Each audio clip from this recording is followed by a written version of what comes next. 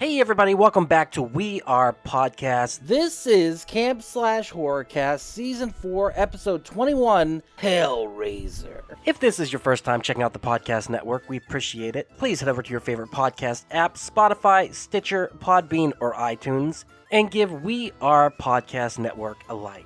And just a reminder, Camp Slash Horrorcast is a weekly live videocast available on Twitch and YouTube. We go live every Monday at 8 p.m. Central Time at twitch.tv/WeArePodcastNetwork and youtube.com/WeArePodcastNetwork.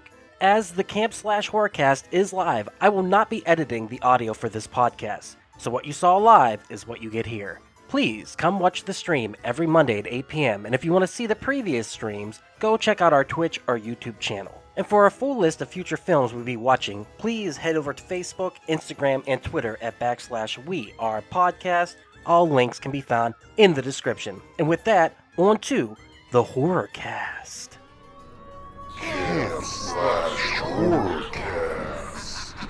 I get it. So, if y'all want, we can record, or we can just have a nice little discussion about the movie. Whatever floats y'all's boat. Oh, we're live on Twitch now. And don't those automatically record? All right, cool. All right, I'm gonna do my best to knock this up. Hey everybody! Welcome to Camp Slash Horrorcast. I am your sub head camp counselor, Jay.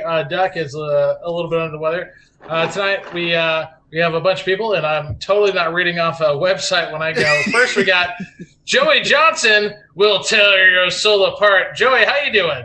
What's up, guys? I was thinking you're killing it right now. All right. Next up, we got Rafael Ramirez. We have such sights to show you. Rafael, how are you doing today, sir? Can't hear you, Ralph. Okay, here, Ralph. Raf's dealing with a little bit of a. Are you kidding me? There we go. There we go. We got you. All right. Coming up next, we got Javi. No tears, please. It's a waste of good suffering. Javi, how you doing? Get down to work. Be here. Good to see ya. Good to see ya. And finally, we got Miles. The suffering, the sweet, sweet suffering. Miles, how are you doing today, sir? Duck, I heard you weren't feeling good, but I'm so glad you're able to make it tonight. Hey, we're trying. Hey, guys. Yeah, I'm pretty tired, but it's okay. It's going to be okay. Annoying dog. Okay. Okay, we're over here. We're doing a thing. Oh, God. Hey, Miles, post the link in the messenger. Look at you being. Sure. You look at you being all professional and shit. Yeah, dude. All right. See, the way we're going to do this is we're just going to have ourselves a little bit of a chat, and then all of a sudden afterwards we're gonna guilt Duck into throwing in all the clips and all the trailer and stuff to make it look very professional. But today we're going to go a little bit more guerrilla style when it comes to Hellraiser, and we're going to discuss Hellraiser. All right. If I'm not mistaken, Hellraiser came out in 1987, and it was Clive Barker's directorial debut. It was definitely considered a very, very, very much an 80s type of horror movie. It introduced a lot of different elements that I don't think most of the world had ever seen before, especially with the costumes of the BDSM and the very unique look of Pinhead himself. So before we get started, I think it would be good to talk about everybody's history with the movie. So we'll start with Joey. Joey, tell me your history with Hellraiser. One of the first horror movies I saw at a young age, one of the earliest I remember. Terrified me as a kid, and since then I've seen it too many times. Gotcha. All right. Next we'll go to Raph. Raph, tell us your history with Hellraiser.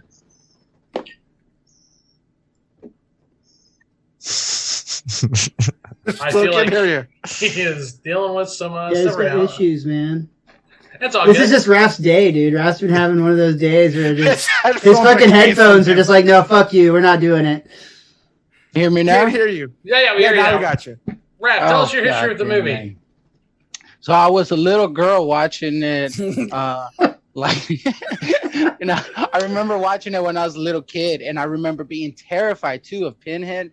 That was one of the fucking movies that I remember not wanting to watch by myself. And then right now when I was watching it by myself, I'm like, fuck, man, maybe I shouldn't have watched it by myself. but it was really fun. Okay, how old would you say you were when you saw it the first time? I think I was probably like 9.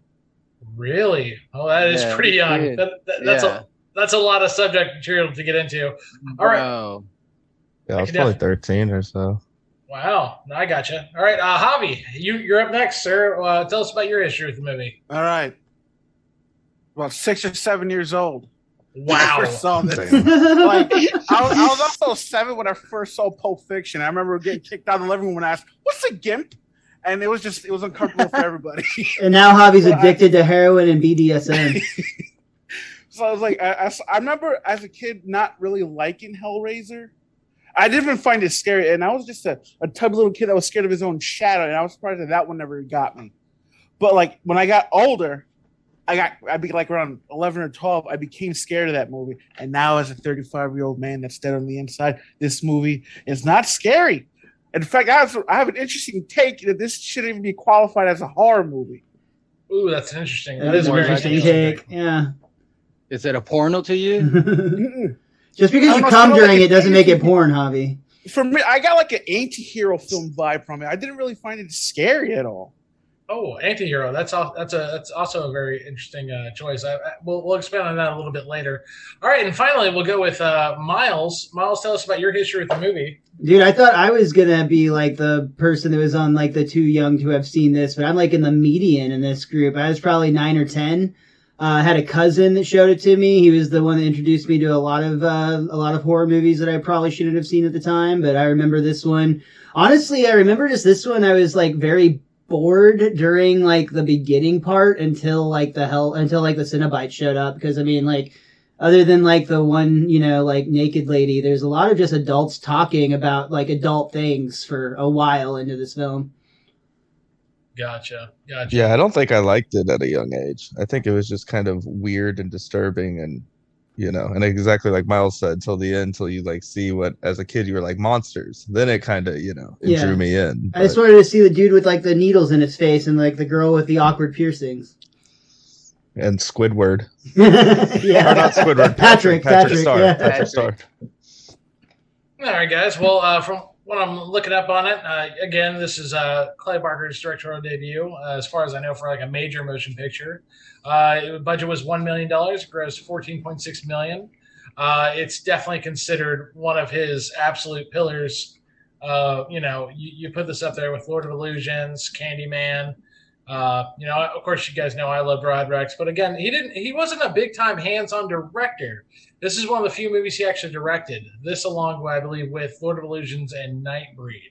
How do y'all feel about Clive Barker's direction in this movie? Anyone want to comment on that? It was wonderful. I liked the way it went. It explained the movie to you. It was some freak looking for more pain, more pleasure, and he found it, which was crazy that came out of that little box, and they were like, we're going to give you what you want, and it's going to be more than what you want. So I really liked the way he directed it, the way the characters were released. They all came out in the beginning, in one of the first scenes, which was wonderful. You see Pinhead and you see everybody there.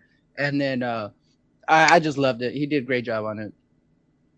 Gotcha. How do y'all feel about the very little screen time that Pinhead actually has compared to how much he was used for the marketing and obviously the artwork for the movie? Yeah.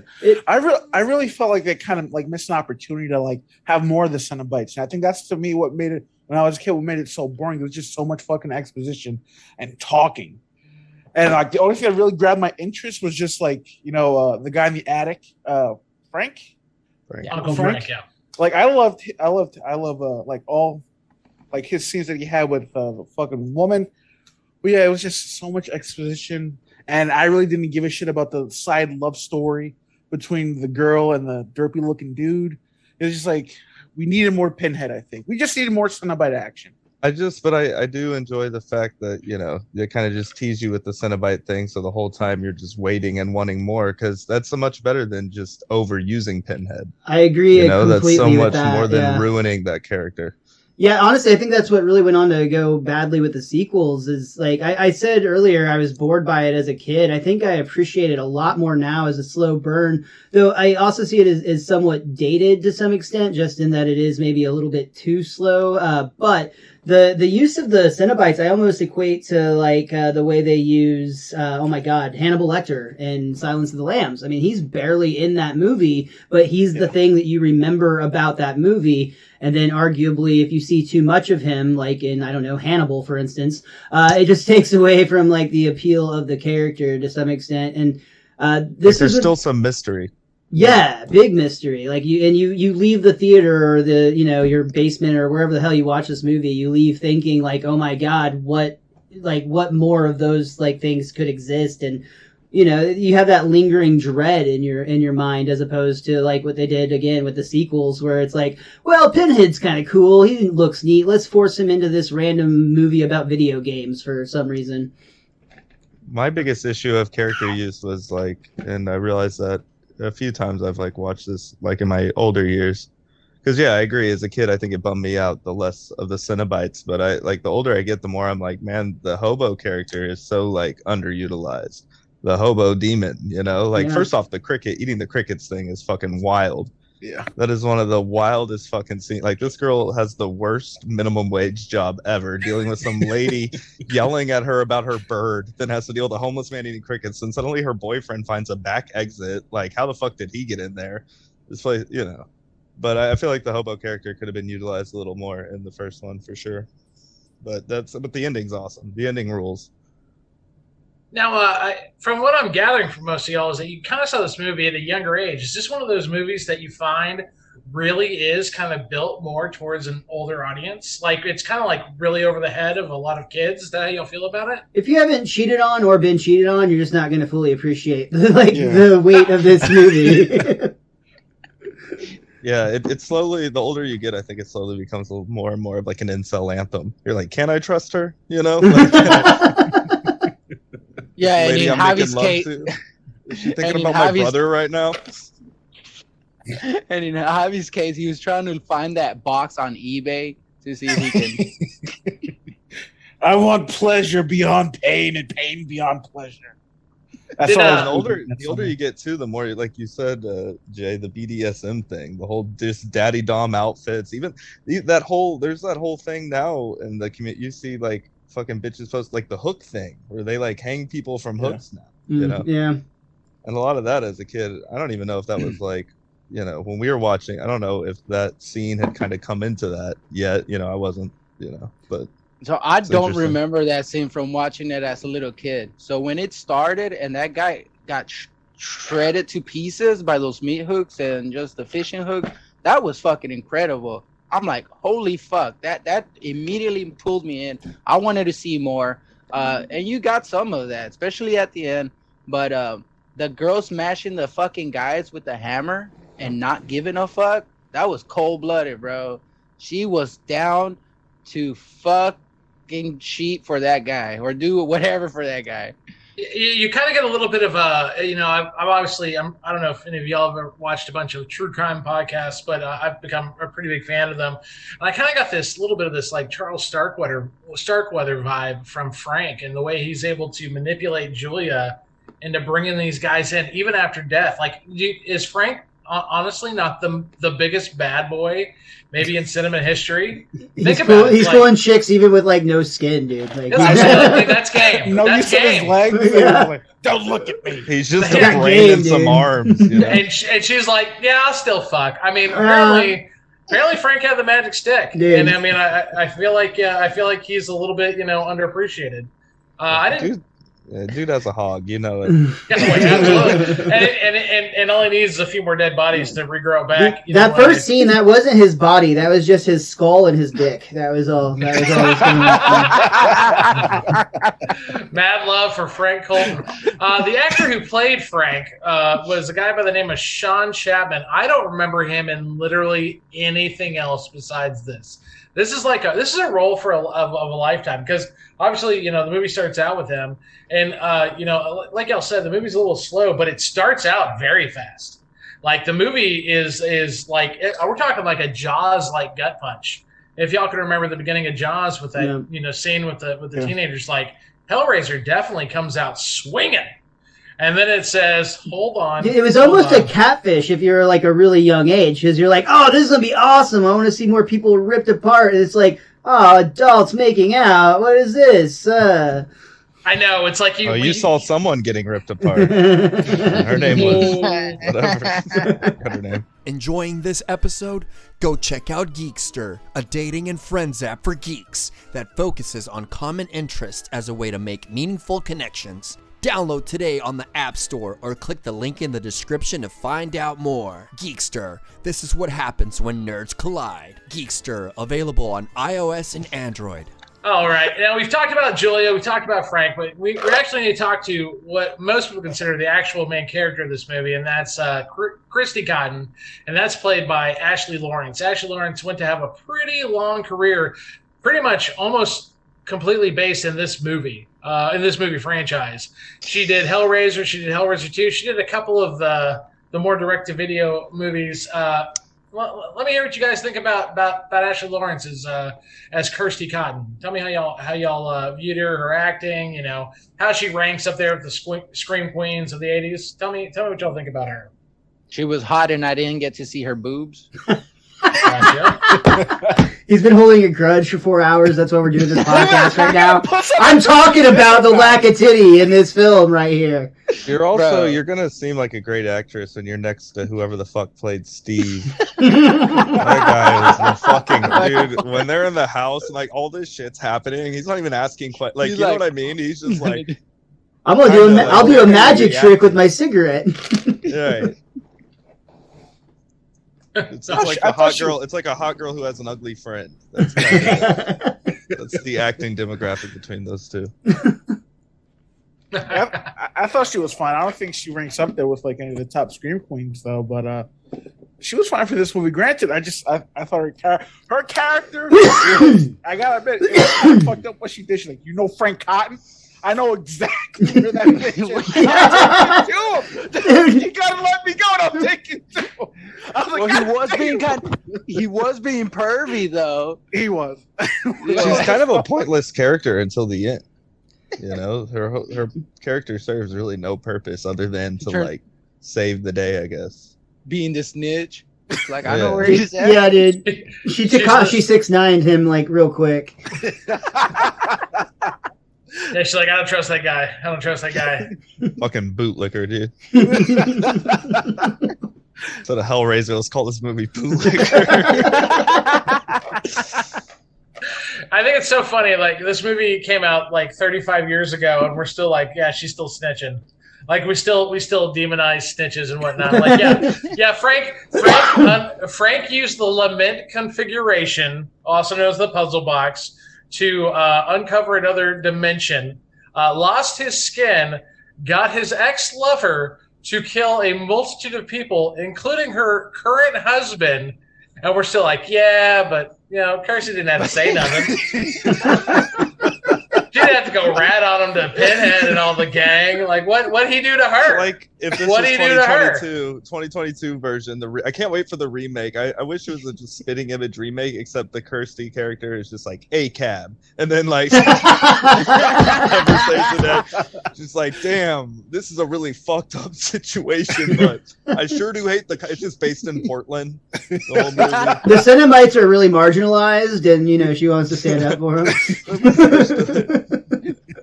And that's on God. And that's on God.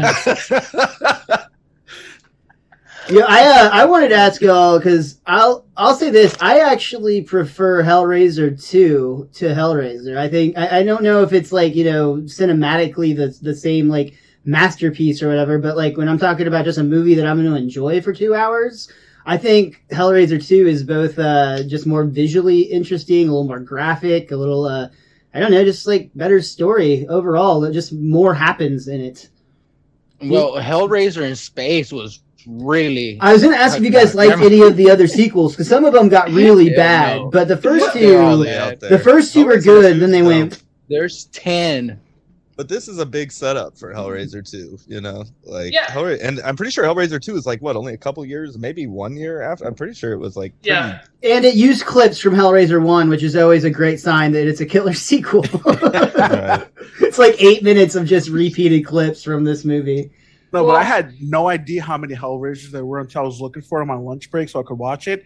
I went to Hulu and it had like, bam, Hellraiser 7, Hellraiser 8. I was like, what the fuck? I had to go to Amazon Prime to actually watch the original. Well, dude, I think I talked about this in the group chat, but Hellraiser is one of those franchises, or it might have been Pinhead specifically, where it was kind of like the Fantastic Four, where a studio had the rights to that character, but it was under the condition that they made a film with that character in it every so often. So a lot of those Hellraiser sequels were actually just completely unrelated scripts that they're like, oh shit, we gotta get Pinhead on screen like ASAP. Let's throw him in that and call it good. And that's like why one of the episodes, one of the movies, the sequels, it's literally like, it's, these guys go to this video game convention in this weird mansion. Yeah. And when they start playing the video game, it like summons Pinhead. And it's like, well, that's never happened before, but all right. It's like, instead of a GameCube, it's like a Lament Cube, and they just like plug it in and play Donkey Kong. But those are the ones too that are more geared towards like, again, we saw this at 13, whatever ages we saw it, we didn't enjoy it. But at 13, had I seen the video game one, I'm gonna love that one so much more because I'm a dumb fucking kid. Same, yeah. I find that a lot of these Hellraisers kind of were a sign of whatever year they were in. So, I mean, if we're going to discuss, most of the franchise, we'll forget wherever we did a podcast on the sequels anyway. So let's just go nuts. But the first Hellraiser obviously was very much an introduction. I kind of got a little bit of a Gremlins vibe from it with the homeless man and like, him coming back at the end. I felt that was like a small homage, nothing too big. But, like the first time I saw it, like the BDSM, like clothing and everything, way over my head. I saw this movie when I was like 14 and I never even noticed it. I noticed the hooks and everything else. And like obviously, the nails in his head, and I thought that was definitely like a Christ reference. I don't think that was subtle at all. They definitely wanted to go that route with it. But I felt like the second one with the asylum, I felt like that definitely kind of borrowed a little bit from Nightmare on Elm Street Part 3, being in an asylum with a. But to add to your point, Miles, what I think I really liked about the sequel is the introduction of that doctor, Dr. Holland, or Dr. Chenard, that's his name. The one that would like torture like patients essentially. And then he actually was able to uncover, and so he got to be like an actual foil because I want to, not to give too much away of that movie. Hey everyone, it's just Duck jumping in here real quick to say thank you so much for checking out the podcast today. If you're enjoying it, head over to your favorite podcast app, Spotify, Stitcher, Podbean, or iTunes, and give We Are Podcast Network a like. And just so you know, the next section of the podcast will be clips from the movie, so you can find replays of the live video stream at twitch.tv/We Are Podcast Network and youtube.com/We Are Podcast Network. Once again, all links can be found in the description. Come check out our live stream every Monday at 8 p.m. And for a full list of future films, check out our social media. You can find us at Facebook, Instagram, and Twitter at /We Are Podcast. And with that, back to the Horrorcast. I want to ping back to Javi's point of considering these Cenobites anti-heroes. Javi, will you expand on that point you made earlier? I don't know. It's just something I picked up on it watching it this one time because usually with villains like that, especially in that time, the villains didn't really like bargain like the main character. They were just like, I'm out to fucking kill you. But for them to just be like, yeah, we'll take you up on this offer. And then he even says these are not for your eyes when they're about to kill Frank. And that's kind of like, oh, that's oddly in the realm of caring about what she's about to see. He's like, these aren't for your eyes. You want to get the hell out of here. It's going to get dark. Very but she didn't listen. Energy. And it was just kind of like, that's so weird. And like at that point, I completely viewed the Cenobites in different ways. Like it's like they have their own rules, and you either live by it or you're gonna pay for it. Which like they're not out to maliciousness. I guess kind of goes to the dialogue where he says, "We're demons to some and angels to others." Mm-hmm. Right? Yeah. It's kind of a big anti-hero line, I feel like. Yeah, and Frank was getting what he asked for, so. It's not like they were coming after him, because they were bad. They were coming after him because he asked for them. he wanted more pleasure and pain, and he fucking got it. He fucking got That it, fucking man. delivery, man. That was awesome. Dude, the main girl is like just sitting the safe word like before he even got the toys out. She's just like, nope, I'm done. What was the safe word? I feel like Alex Jones loves Hellraiser. You got a Hillary Clinton looking lady that uses people's blood to like promote eternal life. He probably thinks that is Hillary Clinton, dude. Like that's the blood he keeps talking about on his show. The Like, adrenochrome type thing. And it's funny because all the guys she takes back to like hit over the head with the hammer, they just all look like corrupt senators.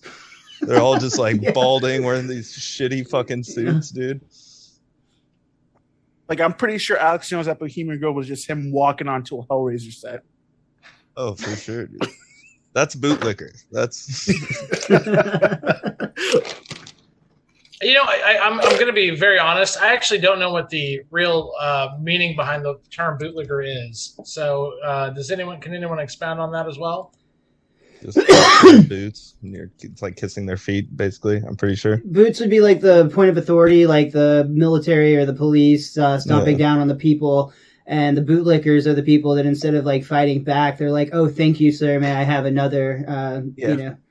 Liquid. Yeah, like Kinda like everybody. BD. Yeah, exactly. Everyone with a blue. Fuck, I fucked that up. The Blue Lives Matter. Yeah, blue like fucking matter. Yes. It's called PDSM.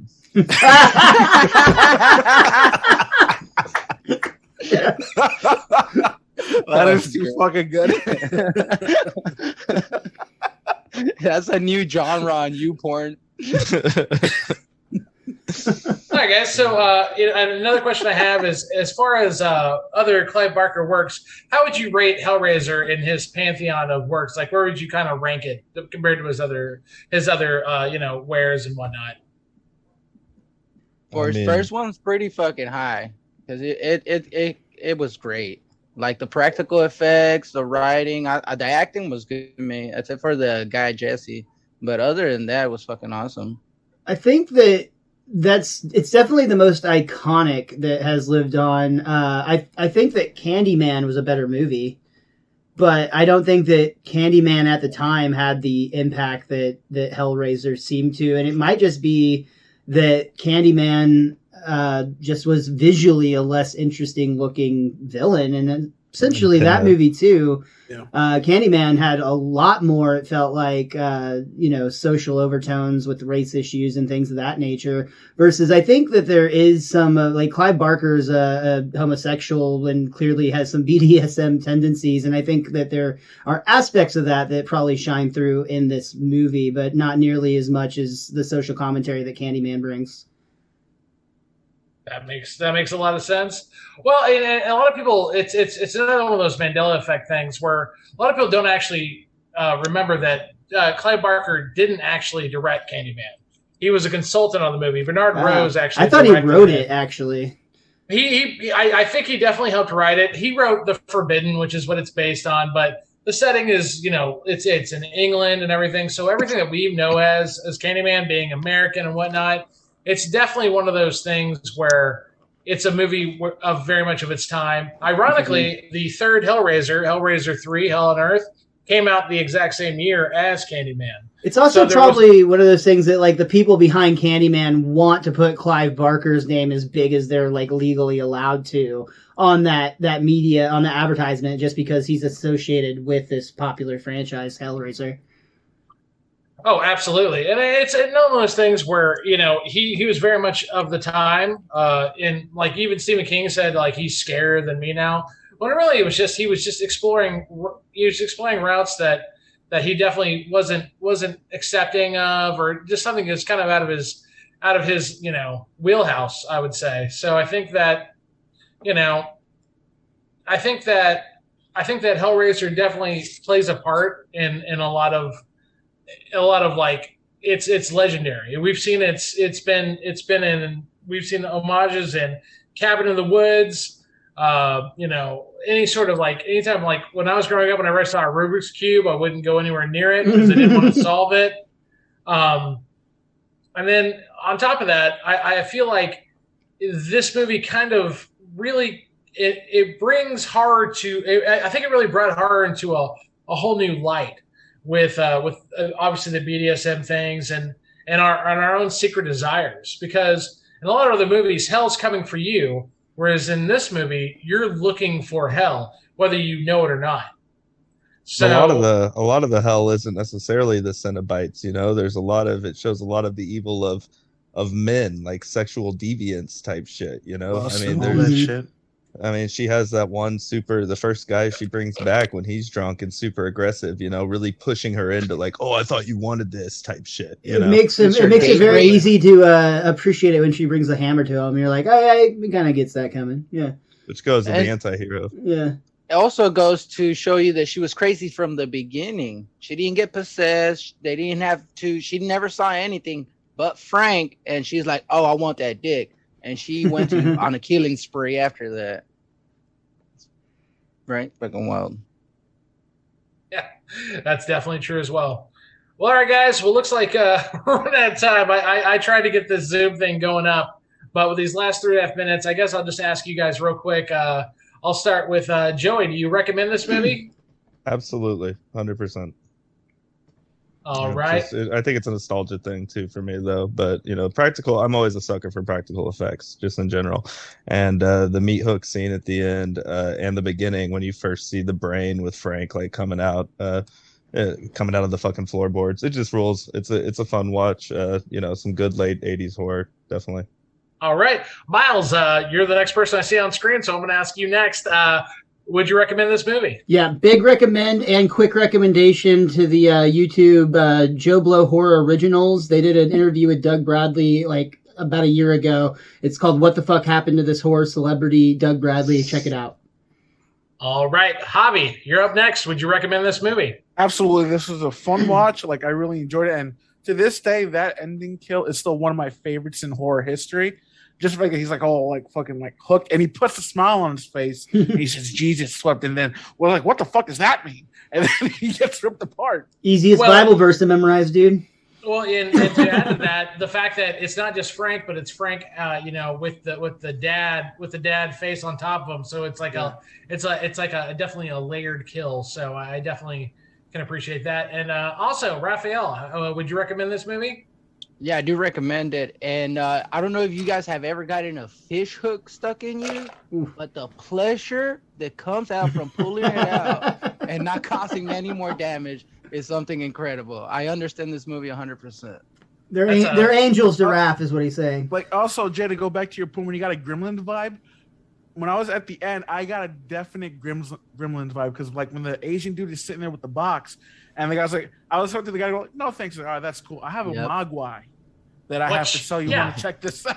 What's your pleasure? You got I'm telling you, I got the exact same vibe. Well, all right, guys. Well, you know, hey, this is a lot of fun. You know, obviously, we're kind of doing a lot of stuff the cuff. I'm trying to figure out this Zoom stuff left or right. I'm actually going to talk to Duck about it. But this is fun kind of doing this. You know, we never did a Hellraiser podcast, and it looked like it was going to be one of those things that we could never do. So I really thank you guys for all coming together and so we can do this. Thanks for starting. Yeah, dude. Glad this happened. We missed you, Duck, but we're glad that we got to do this. No, it's true. Like, again, I don't pretend to be Duck, and Duck, you are very much missed. Trust me, there's so many things. There's so many things. We didn't have a single clip or trailer, sir. No clip, no trailer. It's just Counselor Jay touched me. Yeah, it's literally just a bunch of guys hanging around a campfire just talking about. Yeah, I remember that movie. But anyway, guys, until next time, please keep horror in your hearts. Keep it in your hearts. And next week we got another movie which we will not have the same kind of problem with. So anyway, you guys take care. I'll talk to y'all later. Later, guys. And there it is. Thank you again so much for checking out the podcast today. If you enjoyed it, head over to your favorite podcast app, Spotify, Stitcher, Podbean, and iTunes, and give We Are Podcast Network a like. And since this is Camp/Horrorcast, if you want to check us out live, we will be on Twitch and YouTube every Monday at 8 p.m. Central Time. You can find us at twitch.tv/We Are Podcast Network and youtube.com/We Are Podcast Network. And if you've enjoyed this podcast, you're going to love the other podcasts here on the We Are Podcast Network. we have We Are Air, where we talk movies, entertainment, whatever the fuck we want to talk about. That's me, that's Jake, and that's Javi. We're breaking down that pop culture, and we're having so much fun. And don't forget to check out We Are Bagu, a video game podcast, where we talk Atari to Steam and everything in between. That's me and Dr. Ethan Eastwood breaking down all that video game lore, heroes, Gyros, a dungeons and distractions side quest. Me and the boys were playing some D&D. You can start that one from Season 1, Episode 1. It's a blast the whole way through. And I hate being sober. Personal stories from epic people. I sit down with some of my favorite people of all time. We talk about their trials, their tribulations, and their journey this far. Also, check the links in the description for our social media. You can find us at Facebook, Instagram, and Twitter at /We Are Podcast Network. With that said, hopefully we see you in the live stream.